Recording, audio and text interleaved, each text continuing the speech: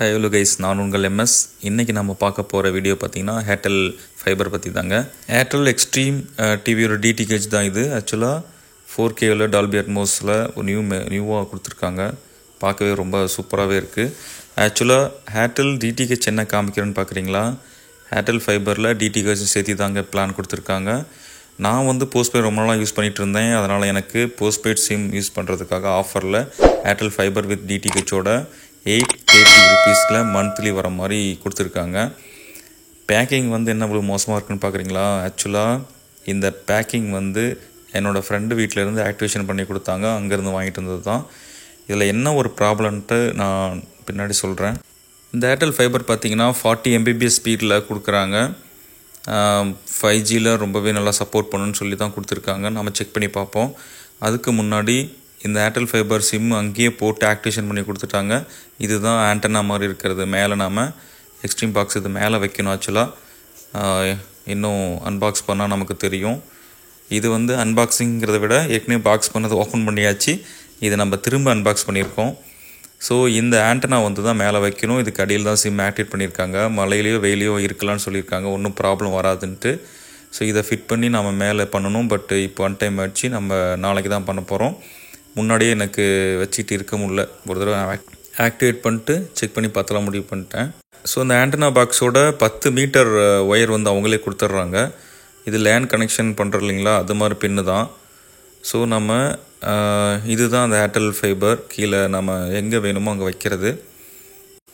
So இது பார்த்திங்கன்னா Airtel ஃபைபரில் நமக்கு கீழே வைக்கிறோம் இல்லைங்களா, அதுக்கும் நம்மளோட ஆண்டனாவுக்கும் கனெக்ஷன் கொடுக்கறதுக்காக அந்த லேண்ட் கேபிள் நம்ம யூஸ் பண்ணணும்.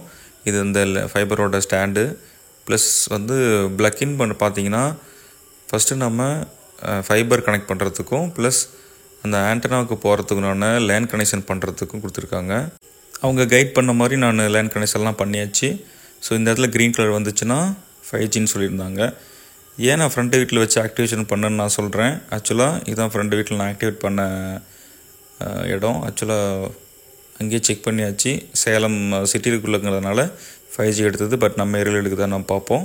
அதுக்கு முன்னாடி நான் ஏன் சிட்டிக்குள்ளே வச்சு ஆக்டிவேட் பண்ணி கொடுத்தாங்க ரீசன் சொல்லிடுறேன். ஏர்டெல் ஃபைபரில் சேலம் சிட்டிக்குள்ளே அரௌண்ட் ஒரு 5 to 7 கிலோமீட்டர்ஸில் இருக்க வீட்டுகளுக்கு மட்டும்தான் ஆக்டிவேட் பண்ணி தர முடியும். அதுக்குள்ளே தான் இப்போ நாங்கள் பர்மிஷன்ஸ்லாம் அதுக்குள்ளே தான் இருக்குங்கிற மாதிரி சொன்னாங்க. பட் அதுக்குண்டான ரீசன் ப்ராப்பராகவே எங்களுக்கு புரியவே இல்லை. முக்கியமாக நான் கேட்டது என்னென்னா, இப்போ அரௌண்ட் 5 to 7 கிலோமீட்டர்ஸுக்கு இருக்கவங்க மட்டும்தான் யூஸ் பண்ணணுமா, அப்போ அவுட்ரு சிட்டி இருக்கீங்களாம் நம்ம ஃபைபர் யூஸ் பண்ண முடியாதாங்கிற மாதிரி கேட்டிருந்தோம். ஸோ இது ஹேர் ஃபைபருக்கும் ஃபைபருக்கும் வித்தியாசம் உங்களுக்கே தெரியும். ஃபைபருங்கிறது டேரெக்டாக ஒயர் மூலிமா கனெக்ட் பண்ணுறது, அது கூட அவங்க சொல்லியிருக்கலாம். பட் ஏர் ஃபைபருங்கிறது எங்கெல்லாம் 5G எடுக்குதோ கண்டிப்பாக அங்கே வச்சு நம்ம யூஸ் பண்ணிக்கலாம். பட் ஏன்னு தெரில, ஃப்யூச்சரில் இது மாதிரி ஆல் ப்ராப்ளங்கிறதுனால ஃப்யூச்சரில் வரும்னு சொல்லியிருக்காங்க. எனிவே நான் ஃப்ரெண்டு வீட்டில் வச்சு நான் ஆக்டிவேட் பண்ணிவிட்டு கொண்டு வந்துட்டேன். கனெக்டும் பண்ணி பார்த்துட்டேன். ப்ளூ கலர் தான் ஃபஸ்ட்டு வந்துச்சு. நான் சிஸ்டமில் ஃபஸ்ட்டு கனெக்ட் பண்ணி பார்த்தேன், நல்லாவே எடுத்துச்சு. அப்புறம் டிவிலையும் கனெக்ட் பண்ணி பார்த்தேன். ப்ளூ கலர் 4G தான் எடுக்குதுன்னு நினச்சிட்டு இருந்தேன். நானும் கனெக்ட் பண்ணி பார்த்து டிவிலையும் கனெக்ட் பண்ணிவிட்டு நல்லாவே வீடியோஸ்லாம் நல்லா இருந்துச்சு. அப்புறம் நான் செக் பண்ணி பார்க்கும்போது தான் தெரிஞ்சு இது க்ரீன் மாறினது. ஸோ 5Gயும் நல்லாவே எடுத்தது. அதுவும் நான் வீட்டுக்கிட்ட ஃபஸ்ட் ஃப்ளோரில் இருக்கேன். ஃபஸ்ட் ஃப்ளோரில் வீட்டுக்கு வெளியில் வச்சு ஃபோர்ட்டிக்கில் வைக்கும்போதே நல்லாவே 5G கிடச்சிது. நான் ரூமுக்குள்ளேயும் கீழே வச்சு பார்த்தேன், எடுத்தது. ஸோ அதுக்கப்புறம் நான் ஹாப்பியாக தொங்க போயிட்டேன். அதுக்கு முன்னாடி நான் யூஸ் பண்ணிகிட்டு இருந்தது பார்த்திங்கன்னா இதுதான். ஆக்சுவலாக பிஎஸ்என்எல் யூஸ் பண்ணிகிட்டு இருந்தேன். எல்லோரும் பிஎஸ்என்எல் நெட்வொர்க் மாறிட்டு இருக்கும்போது பிஎஸ்என்எல் இருக்க ஃபைபர் நான் ஏர்டெலுக்கு மாறியிருக்கேன். என்ன ரீசனுங்கிறத கண்டிப்பாக நான் உங்களுக்கு சொல்கிறேன்.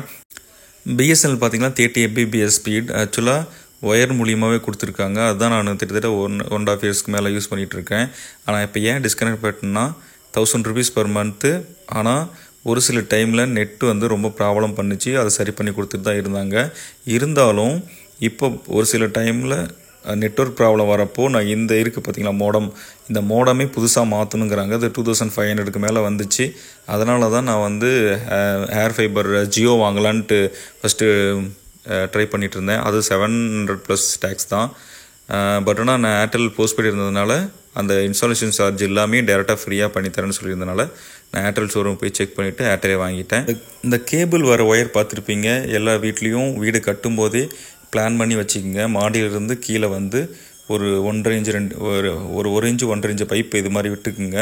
மாடியிலேருந்து ஒயர் நம்ம டிவிகிட்ட கனெக்ட் பண்ணுற மாதிரி. அது கேபிளுக்கோ இல்லை வந்து இது மாதிரி ஏர் ஃபைபர் விடுறதுக்கு ரொம்ப ஈஸியாக இருக்கும். இல்லைனா நம்ம ஜன்னல் வழியாக தான் நம்ம உள்ளே அலோவ் பண்ணுற மாதிரி இருக்கும். தம்பி வந்து எலக்ட்ரிஷியன் ப்ளம்பிங் ஒர்க் தான் பண்ணிகிட்ருக்கான் பசுபதி. அவர் மூலியமாக தான் அந்த ஃபுல் ஒர்க்கும் பண்ணி முடித்தோம். ஸோ கீழேருந்து மேலே ஒயர் அந்த லேன் கேபிள் கொண்டு வந்துட்டால் ஒன்றும் ப்ராப்ளம் இருந்துட்டு அந்த கம்பி வழியாக மேலே இழுத்தோம். ஏன்னா ஒயரில் ஈஸியாக வரவே இல்லை. அதனால் நாங்கள் ஃபுல்லாக டேப் அந்த கம்பியில் அடிச்சுட்டு 2 சைடும் மேலே இழுத்துட்டு அதை எடுத்துக்கலான்னு முடிவு பண்ணி எடுத்தாச்சு. ஏன்னா கீழே தான் இப்போதைக்கு நம்ம 5G எடுக்குதுனாலும் நம்ம ப்ராப்பராக அது வந்து அந்த ஆண்டனா வந்து மேலே ஃபிட் பண்ணுறது தான் பெஸ்ட் வே. ஸோ அதனால் இங்கே வந்து ஸ்க்ரூ டைப் கொடுத்துருக்காங்க இல்லையா, அந்த ஸ்க்ரூ டைப்பில் நம்ம ஃபிட் பண்ணிடுறதுனால ஒன்றும் ப்ராப்ளம் வராதுங்கனால நாங்கள் மேலேயே ஃபிட் பண்ணியாச்சு. ஃபிட் பண்ணுற வீடியோ தான் பார்க்க போகிறோம். ஆக்சுவலாக இங்கே எங்கே 5G கிடைக்குதோ அந்த இடத்துல வச்சு தான் ஃபிட் பண்ணணும். ஃபுல்லாக 10 மீட்டர் ஒயர் கீழே தேவையில்லை. அதனால் ஃபுல்லாக மேலே இழுத்துட்டு மீதியெல்லாம் சுருட்டி வச்சிடலாம் பிளான் பண்ணியாச்சு. ஸோ ஃபுல்லாக ஒயரில் மேலே இழுத்ததுக்கப்புறம் எங்கே 5G கிடைக்குது சிக்னல் எடுத்து பார்த்தோம். அதுக்கு முன்னாடி அவங்க சொன்ன அந்த ஃபிட்டிங் வந்து கீழே கரெக்டாக பண்ணணும். ஓப்பன் பண்ணிவிட்டு அந்த லேன் கேபிளில் திரும்பியும் போட்டுட்டு அதுக்குண்டான ஃபிட்டிங் ப்ராசஸ்லாம் அவங்க சொன்ன மாதிரி பண்ணோம். இதுதான் ரொம்ப முக்கியம். அவங்க எப்படி சொல்கிறாங்கிறத ப்ராப்பராக நோட் பண்ணிவிட்டு அதே மாதிரி பண்ணணும். நம்ம வித்தின் சிட்டிக்குள்ளே இருந்துச்சுன்னா அந்த ஹேர் ஃபைபர் பிரச்சனை இல்லை. ஆனால் அது அவுட்டரில் இருந்தோம்னா கண்டிப்பாக அவங்க வரமாட்டாங்க. நம்ம தான் ப்ராப்பராக அதை எப்படின்ட்டு கைட் பண்ணுறாங்க வச்சு நம்ம ஃபிட் பண்ணிக்கணும்.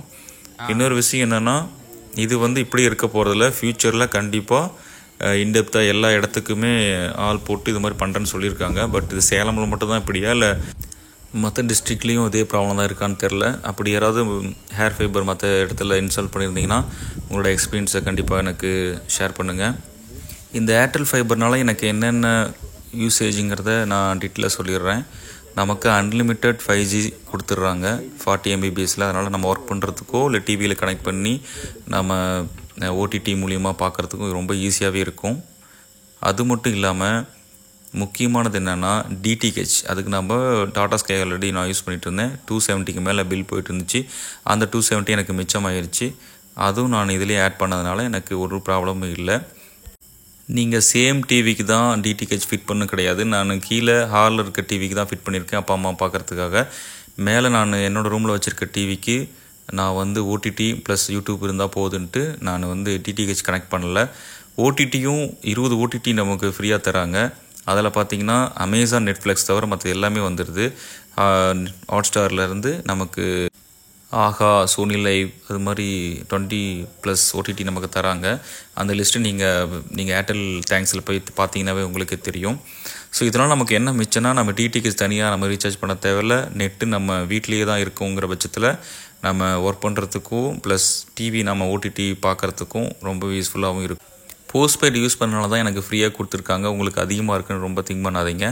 நீங்கள் உங்கள் ஏர்டெல் ஷோரூம் போய் விசிட் பண்ணி பாருங்கள். 3 மந்த்துக்குண்டான பிளான் நம்ம டேரெக்டாக போட்டுக்கிட்டோன்னா அதுக்குண்டான அமௌண்ட் ப்ளஸ் 500 என்னமோ தான் இன்ஸ்டாலேஷன் சார்ஜ்னு சொல்லியிருந்தாங்க. மற்றபடி ரொம்ப ஹைலாம் கிடையாது. ஸோ இது நான் ப்ரொமோட் பண்ணுறது, நான் ஒர்க் பண்ணி நான் ஒரு 5 டேஸ்க்கு மேலே பார்த்தாச்சு. 5G மொபைலில் நம்ம மொபைலில் எடுத்துச்சுனாவே அங்கே எக்ஸ்ட்ரீம் பாக்ஸும் எடுக்குங்கிற மாதிரி தான் சொன்னாங்க. அதே மாதிரி நல்லாவே எடுக்குது. செக் பண்ணி பார்த்துட்டு நான் 1 மந்தில் வேணான்னா நான் கேன்சல் கூட பண்ணிக்கலாம். அதனால் நீங்களும் அதுக்கு பயந்துட்டு எதுவும் ப்ராப்ளம் வந்துன்னு பயப்படாதீங்க. உங்களுக்கு இது மாதிரி net plus OTT plus DTH யூஸ்ஃபுல்லாக இருக்குங்கிற பட்சத்தில் 2 டிவி இருக்குன்னா கண்டிப்பாக உங்களுக்கு யூஸ் ஆகும். மந்த்லி 830 ருபீஸ் வித் டேக்ஸோட நமக்கு பில் வந்துடும். நம்ம வந்து போஸ்ட்பெய்ட் பே பண்ணுற மாதிரி தான் பே பண்ணணும். நம்ம எந்த இடத்துல நமக்கு 5G கிடைக்குதோ அங்கே வச்சு ஃபிட் பண்ணிக்கலாம்.